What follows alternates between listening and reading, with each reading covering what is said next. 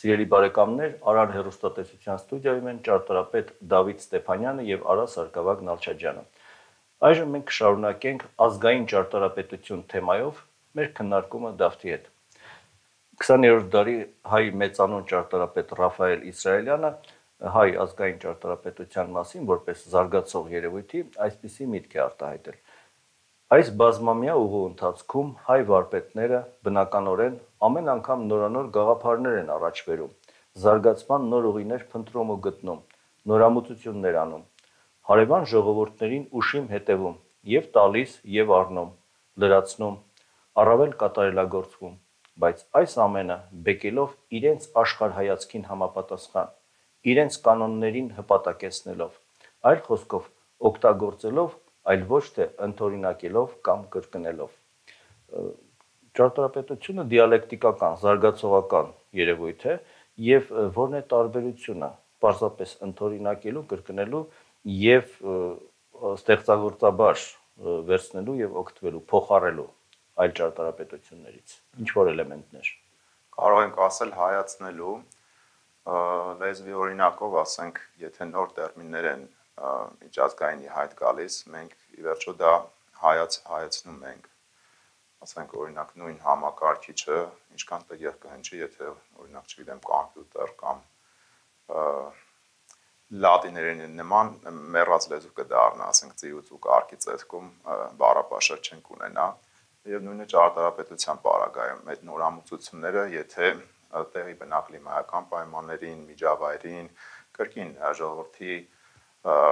մտածողական առանձնահատկությանը համապատասխանացնելով, եթե չօգտագործենք, մենք ունենանք անշուշտ վատ որակի ընդօրինակում, որովհետև ի վերջո տեղի ծնունդը միշտ էլ ավելի առաջնային է լինում եւ ավելի համահունչ, ասենք օրինակ այդ նույն գլոբալիզացված երկրներում, այդ մեգապոլիսներում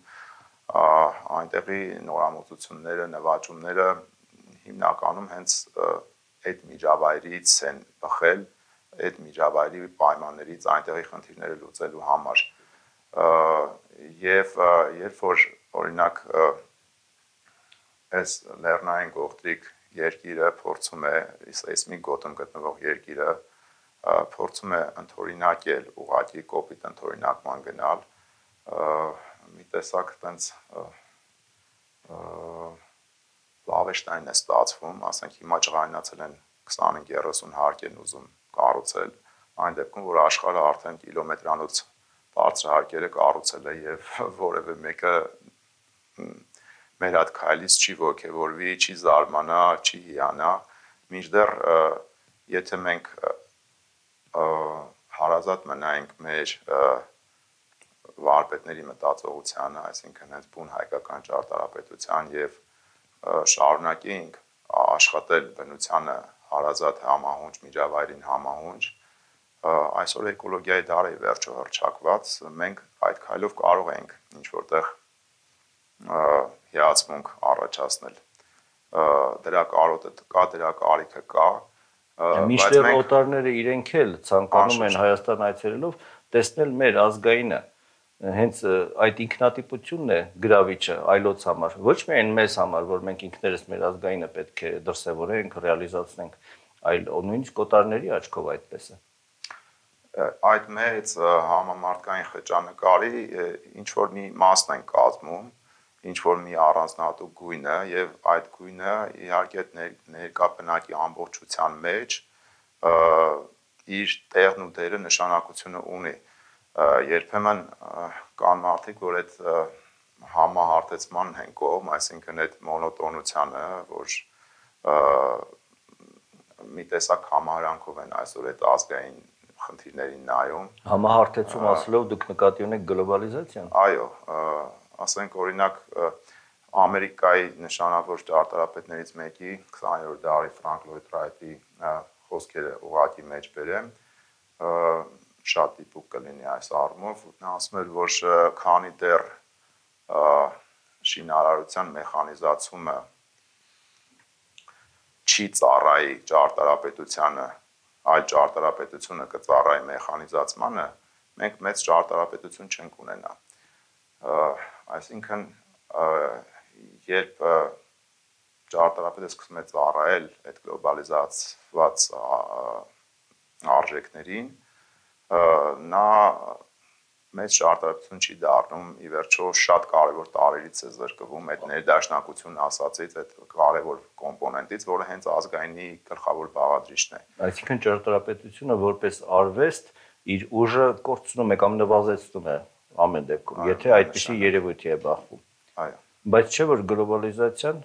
կոնկրետ այս դեպքում նկատի ունեմ նոր տեխնոլոգիաների զարգացումը ինքը նաև ազդում է ճարտարապետության վրա, ճարտարապետությունն էլ այդ տեխնոլոգիաների վրա, այսինքն այդ ազդեցությունը փոխադարձ է, այնպես չէ որ միայն ճարտարապետությունն է որպես արվեստ իշխող դիրքերից հանդես գալիս եւ ցանկացած տեխնոլոգիական նորույթ գործածում իր նպատակների, իր գաղափարների դրսևորման համար։ Փոխադարձ է ազդեցությունը։ Ազդեցությունը փոխադարձ է անշուշտ, բայց պետք է ճարտարապետը, պետք է ստեղծագործողը ծառայեցնի, գերի չմնա այդ ամենը, այսինքն այդ փուլերով գլոբալիզացիայի անցնի, բայց իր դեմքն ու ինքնատիպությունը, իր ներդաշնակությունը կարողանա պահպանել։ Եվ այդուհանդերձ պետք է ձգտել պահպանել ուրեմն։ Այո, միևնույն ժամանակ օգտվելով բոլոր այն հնարավորություններից, որոնք որ այդ առաջընթացը մեզ կընձեռնի։ Մեր ճարտարապետությունը ինքնին, եթե նայենք այդ ասենք զարգացման փուլերով, անշուշտ նվաճումներ է ունեցել, նոր համակարգեր, նոր կոնստրուկտիվ լուծումներ, նոր շինարարական նյութեր, դրանց կիրառումը իրենց լեզվին, այդ շինարարական լեզվին համահունչ, ասենք օրինակ բետոնի ճարտարապետությունը եւ մինչ այդ կիկլոպյան, ասենք այդ ծանրաքաշ քարերի ճարտարապետությունը, այնուամենայնիվ ինչ որ կապ կարող ենք տեսնել, ինչպես օրինակ մարդու ասենք զարգացման փուլերը եթե դիտարկենք, ասենք մանուկ մանկահասակ երեխան մեծանում է, ամրանում է, ավելի աճում է, ինչ որ դիմագծերն են փոխվում, բայց նմանություն մենք տեսնում ենք, ասենք նմանությունը տեսնում ենք, բայց երբ որ գնում են այդ արհեստական ճանապարհով, ընկնում են այդ պլաստիկ վիրահատությունների հետևից, երբ որ աֆրոամերիկացու շրթունքներ են անում այն դեպքում, որ նման մեծ ատամնաշար չունեն ու ասենք, չգիտեմ, լրիվ դիմափոխվում են, այսինքն կերպարանափոխվում են, փորձում են այդ ստանդարտների մեջ մտնել միապաղաղ, այդ հոլանդական վարդերի նմանվել, միաձև, միագույն, կորցնում են այդ ներդաշնակությունը, գեղեցկությունը, ինքնատիպությունը, այսինքն զարգացումը լավ բան է, բայց պետք է բնական լինի։ Որ ազգայինի խնդիրը շատ սերտ կապված է բնականի հետ, բնության հետ, առանց դրա չենք կարող դիտարկել։ Գլոբալիզացիան այնպիսի մի երևույթ է, որ ձգտում է ջնջել ազգային հասկացությունները, դեմ է ինքը ամեն ազգայինին։ Իսկ ազգային ճարտարապետությունը այն երևույթն է, որը հենց ցցուն կերպով ամենքի աչքի առաջ շեշտում է այդ ազգայինը։ Եվ այս առումով կարծում եմ, որ այդ երկուսը գլոբալիզացիան եւ ազգային ճարտարապետությունը գաղափարական հակամարտության մեջ են միմյանց հետ։ Համամիտ եք այս գաղափարին։ Համամիտ եմ, մեր ժամանակներում կարծես թե այդ ազգակրոնական նույնիսկ պատերազմները մի քիչ երկրորդական պլան են մղվել, մեծ կոմերցիոներների կռիվներ են, այսինքն մեծ փողերի բախումներ են, ու այս սպառողական աշխարհ ստեղծելու կռիվն է գնում, մեծ կոմերցիոներներին ձեռնտու է, այսինքն կապիտալի սպառում, իսկ դրա ամենամեծ թշնամին ինքնաբավ ապրող միավորներն են, ասենք ազգային պետությունները, ընտանիքները, որտեղ քննարկում է գնում խնայողականության խնդիրներ են վերհանվում, սեփական ռեսուրսով ապրելու, այդպես մրցակցության մեջ փաստորեն մտնելու խնդիրներն են վերհանվում, դրան հետ ամուտ քայլեր են ձեռնարկում, հետևաբար ջնջելով այդ ամենը կարողանալու են կրկին գերշահույթ ստանալ սպառողական հասարակությունից, շատ մեծ շահույթ կստանան։ Այս անպայման այս մոդելը առ, այս նոր մոդելը առ եւ այլն, ասենք շուկաները վերացրակ ու այդ գյուղատնտեսությունից գործ ունես, իմ այս արհեստական սնունդը առ, ասենք ավելի տենց այդ սրսկած մեծ, ոնց ասած պլաստիկ վիրահատության ենթարկված բերքն ու բանջարը բերենք սիթիներում, այդ նույն անդեմ, նույն ստանդարտ սիթիներում տեղավորենք, մտեք այդ ստրեսի մեջ, այդ հերթերը կանգնեք, գնացեք դուրս եկեք, հետո այդ նույն օլիգարխների հիվանդանոցներում գնացեք բուժվեք։ Ու անընդհատ այդ գումարը սպառման, այսպես ասած, անընդհատ իրենց գրպանն է գնալու։ Աշխատեք մեզ համար, այսինքն։ Այո, աշխատեք մեզ համար։ Իսկ երբ որ երկիրը փորձում է ազգային պետությունը, այսինքն փորձելու է անշուշտ հակադրվել, փորձելու է սեփական արժանապատվության քայլերը ձեռնարկել, եւ այդտեղ բախում է տեղի ունենում։ Մենք հիմա այդ բախման մեջ աղետալի հետևանքները տեսել ենք իհարկե, ասենք Կոմիտասի շուկան տեսնում ենք այդպես լքված, ծածկած շուկան, որ ավիրվեց կիսով չափ առնվազն պայքար եղավ, գոնե պահպանվեց մի մասը, ֆասադային մասը, ֆասադային, մինչդեռ օրինակ ամեն դեպքում որքան էլ ամբողջ աշխարհի վրա է ազդում տվյալ երևույթը, բայց քաղաքակիրթ երկրներում համարժեք վայրերում են տեղադրում, ասենք նույն սուպերմարկետները ծայրամասերում են, իրենց, ասենք այդ տարածքին համարժեք ունեն ավտոկայանատեղիներ, շատ մեծ իդեպ տարածություններ, ոչ թե մեր նման ծառերը կտրում են ու մայթի եզրով տեղադրում։ Աշխարհում շուկաները հարգի բաներ են, որտեղ դրանք իսկապես մարդկանց շփման, այսօր շփման խնդիր կա, կարևոր վայրեր էին, այսինքն առևտուրը նաև մշակույթ էր, ուղղակի սպառողականություն չէր, հատկապես տարեց մարդիկ գնում էին այնտեղ իրենց ծանոթ գյուղացիների հետ զրուցում, խոսում, այսինքն լիցքաթափվում են մարդիկ, ուղղակի չէին կանգնում այդ հերթերի մեջ, այդ սպառողականության մեջ, ուղղակի իրենց օրգանիզմը լիցքավորելու հերթի չէին կանգնում, էլի կոպիտ ասած։ Իսկապես ներկա ժամանակներում մարդկանց միջև կապը, այդ բնական մարդկային շփումնային կապը, կարծես թե եթե անգամ չի կտրվում, ապա վնասվում է, տուժում է զգալի չափով եւ փաստորեն ճարտարապետությունը նույնպես, եթե ճիշտ ունի մեջ դրվի, կարող է նպաստող հանգամանք դառնալ այդ շփումը վերականգնելու, մարդկանց միջև կապը վերականգնելու, մարդկային կապի մասին է խոսքը։ Տեսեք, կարծես թե բաց հասարակության քարոզ է գնում, արդեն այն աստիճանի, որ տեսախցիկները տեղադրում են տների մեջ կոպիտ ասած, չէ, այդ երեխային մի բան եղավ, մի բան մեկը բարձր գոռաց, ասենք մարդկանց ընտանիք են ներխուժում։ Մարդկային արժանապատվության մեջ ամենաուժեղ կռիվն է գնում այսօր։ Կարծես թե այդ բաց հասարակություն, որ ամեն ինչ պետք է բաց լինի, որևէ փակ բան չլինի, բայց տեսեք առաջ ոնց էինք բնակարաններ մտնում, ուղղակի ասենք այդ շքամուտքերը բաց էին, հարևանների դռները բաց էին, ազատ ելումուտ էր։ Հիմա բոլորը կողպած, բան ու մարդը շատ ավելի մեկուսացած է, այդ բաց հասարակության միջի մարդը շատ ավելի հասարակությունից կտրված, միջավայրից մեկուսացած, շատ ավելի մենակ է, քան այն ժամանակ, երբ այդ ամենը չկար։ Ճարտարապետությունը առհասարակ մասշտաբային ծավալուն երևույթ է եւ նաեւ ֆինանսական առումով։ Եվ եթե դա լինի ճիշտ ճարտարապետություն, ուրեմն այդ ֆինանսները կողվեն ճիշտ ուղղությամբ, եւ եթե լինի սխալ ճարտարապետություն, ֆինանսները կողվեն սխալ ուղղությամբ։ Ինչ հետևանքներ կարող է ունենալ ճարտարապետությունը, եթե սխալ է եւ մասշտաբային լինելով մեծ թափով ֆինանսավորվում է հենց այդպիսի սխալ ճարտարապետությունը։ Այդ դեպքում աղետները իսկապես մեծ են լինելու, հաշվի առնենք, որ հենց նույն Հայաստանը գտնվում է սեյսմիկ գոտում, մեր մոտ 12 բալանոց հաշվարկով են իրականացնում շենքերը, շենքի շերտ հեռավորություններ կան ըստ նորմատիվի, կան, ասենք, ինսոլացիոն այդ արևի ճառագայթների ներթափանցման խնդիրը, որ լուսավորությունից մարդիկ չզրկվեն, տեսադաշտի խնդիր կա, կանաչի խնդիր կա, ավտոկայանատեղիների խնդիր կա, այդ ամենը երեխաների խաղալու տարածքի խնդիր կա, եթե այդ ամենը համապատասխան կերպով չի իրականացվում է ոչ թե շեղումներով, այլ կոպիտ խախտումներով, ոնց որ այսօր է, դրա աղետալի հետևանքները կան ու շարունակական են լինելու, որովհետև առնվազն ահռելի ռեսուրսներ են պետք այդ ամենը ապամոնտաժելու, շտկելու համար, կամ պետք է սպասենք ծերացման, քանի որ շենքը կառուցվում է 50-ից 100 տարով, իսկ այդ 50-ից 100 տարվա ընթացքում կարող են եւ երկրաշարժեր տեղի ունենալ, եթե չլինի էլ ամեն դեպքում միջավայրը ինքնին այդ անտանելի ծանրաբեռնված ստրեսային միջավայրն է լինելու քարոզչական տեսանկյունից այդ կերպարն աղավաղած եւ արժեքները նսեմացրած միջավայրն է լինելու, որի ֆոնի ներքո սերունդները կրթվելու են եւ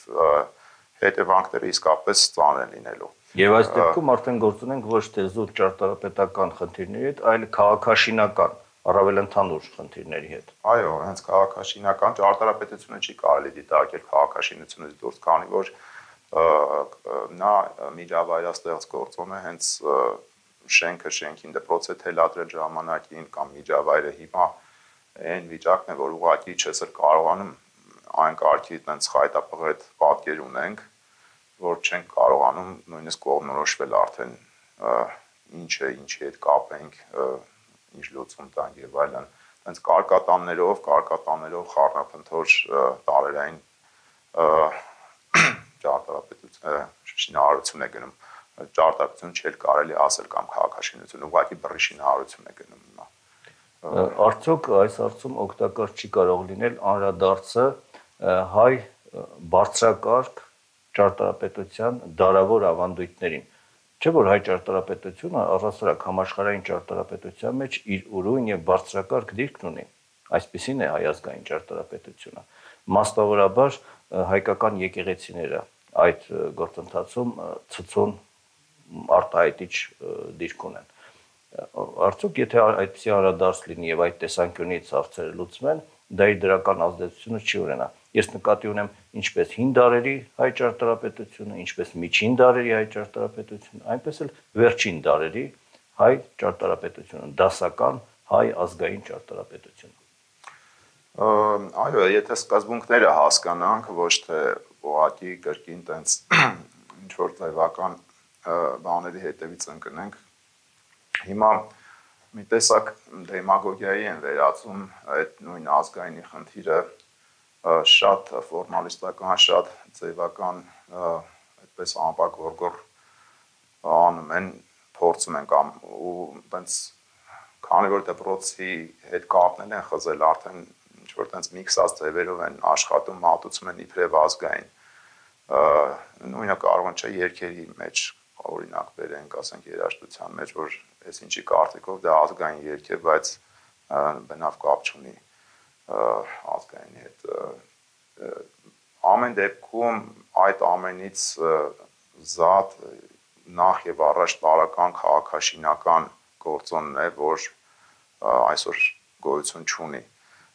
Եթե այդ օրենքները, այդ նորմատիվները չեն աշխատում, արդեն ճարտարապետությունը ինքնին այդտեղ չի գոյանում, չի ձևավորվում։ Բացի դա, տեսեք, քանի որ ճիշտ չենք ուղղորդել եւ գյուղական միջավայրերը, մարզերը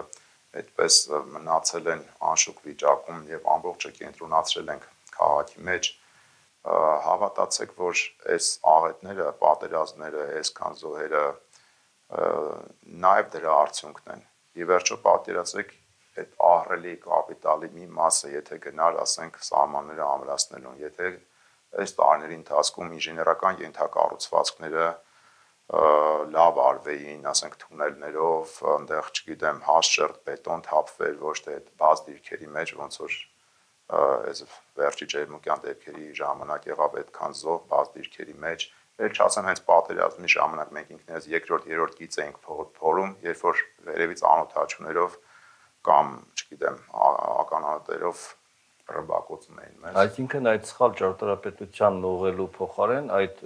մեծ մասշտաբի ֆինանսները ուղղվեին ամրաշինական աշխատանքների եւ առհասարակ պաշտպանական ռազմական ծախսերի։ Հիմա փորձում են մի տեսակ արդարացնել, դե կառուցապատողը եկամուտ չունի, նոր ժամանակներ են նրան, այսինքն այդ ցածրահարկը չի բավարարի, քիչ փող կաշխատի, իսկ բարձրահարկով շատ կաշխատի, ամեն հարկից դե գումար է պոկում։ Իսկ ում է պետք այդ եկամուտը, եթե արդյունքում դու երկիրն ես կորցնում։ Հենց դա եմ ասում, որ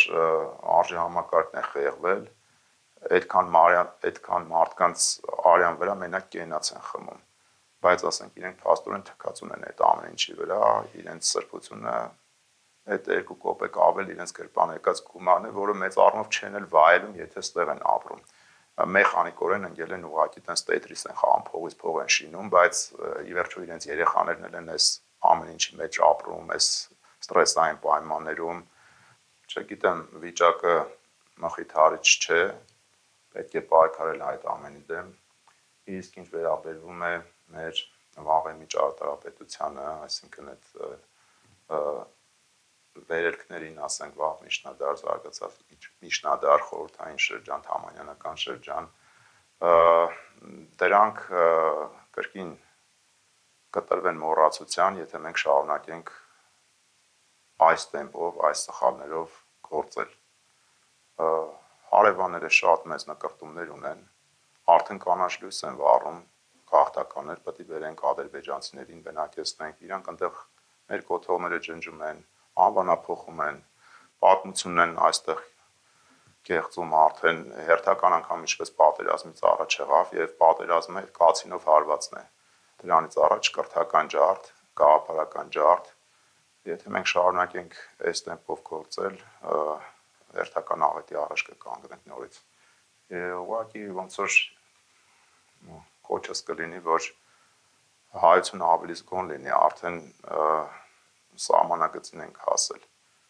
Պետք է ուղղակի, չգիտեմ, անդունդն ենք գնալու, եթե շատ գորշ ձևի չարգելակենք։ Գոյության եւ չգոյության սահմանագծի նկատի ունենք։ Այսինքն մեզ անհրաժեշտ է արժեհամակարգային վերանայում, այո։ Այո, մեր պարագայում, հայ ժողովրդի պարագայում կարծես թե մի շեղում ենք նկատում։ Մենք շատ ընտանիքապաշտ ժողովուրդ ենք, դա լավ է, բայց այն հարաբերությունը, որը դրված է, այսինքն ընտանիքից գոյացող ավելի մեծ արժեքների հիմքում, օրինակ ընտանիք, հայրենիք, եւ այդ ամբողջությունը ի վերջո ավելի տենց մարդ ավելի բարձր արժեքների, ավելի բարձր համակարգի պետք է ծառայի, ինչը որ ասում ենք աստվածային, եւ այդ հարաբերության մեջ ընտանիք, հայրենիք, աստված հարաբերության մեջ մեր մոտ վեկտորը թեքված է, այսինքն աստված ընկել է վերջի տեղում, հայրենիքը միգուցե էլի, այսինքն էլի վերջի տեղում է, ընտանիքն է առաջ մղվում կամ սեփական եզն է առաջ մղվում, մինչդեռ թուրքերի մոտ գոնե հայրենիքը երկրորդ տեղում է, աստված էլի վերջի տեղում է, բայց ընտանիքից ավելի բարձր են դա ասում։ Հայկ Ասատրյանի խոսքերն եմ ուզում հիշել, որ հայը սքանչելի ցեղ է, ապիկար ժողովուրդ, թուրքը սքանչելի ժողովուրդ է, ապիկար ցեղ։ Հիմա չգիտեմ, մենք որպես ժողովուրդ պետք է կարողանանք այս հայտարարության միջից դուրս գալ եւ որպես ազգ ձևավորվենք, որպես ավելի բարձր արժեհամակարգի ժողովուրդ կայանանք հենց այս գոյաբանական ժամանակներում։ Այսինքն այնպես պետք է անենք, որ մեր ընդհանուրի հայրենիքի համար լավ լինի, որպեսզի յուրաքանչյուրիս ընտանիքի համար էլ լավ լինի, այլ ոչ թե հակառակը, յուրաքանչյուրը միայն իր անձի կամ իր ընտանիքի շահը պաշտպանի եւ հայրենիքի շահը անտեսվի։ Նախ եւ առաջ հայրենիքն է, հայրենիքն է այն ուղենիշը, այն Բեթլեհեմյան աստղը, որ ինչ որ անում ենք մենք մեր ցանկացած արարքի դեպքում պետք է մեր արջևից գնա։ Իհարկե հայրենիքը չդառնա այնպիսի հայրենիք, որ հետագայում ասենք միլիոնոկես ամեղների կոտորածի առիթ դառնա, նման հայրենիք չենք ուզում կառուցել, բայց մենք մեր արժանապատիվ հայրենիքն ենք ուզում, որը մարդկությանը պետք է, աշխարհին պետք է ասելիք թողնի, ժառանգություն թողնի եւ այդ ներկա բնակի մեջ իր կարևոր գույնը պահպանի։ Շնորհակալություն Դավիթ, սրանով եզրափակենք մեր այսօրվա զրույցը ազգային ճարտարապետության մասին։ Ես եմ շնորհակալ։ Սիրելի հեռուստադիտողներ, Արար հեռուստատեսության ստուդիայում իմ զրուցակիցն էր ճարտարապետ Դավիթ Ստեփանյանը։